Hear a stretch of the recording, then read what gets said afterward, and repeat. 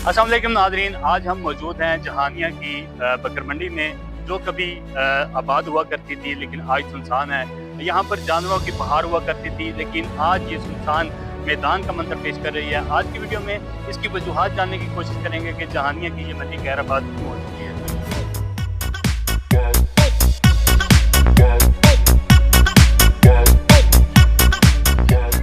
जहानिया के मुल्तान रोड पर जो है एक हफ्तावार मवेशी मंडी का इनेकाद किया जाता था, जो कई साल पहले मालूम हो चुका है। उसके बाद जहानिया के पुराना लारी अड्डा में एक आरजी मवेशी मंडी जो हर साल कायम की जाती है, वो कायम की जा रही है। 1,15,000।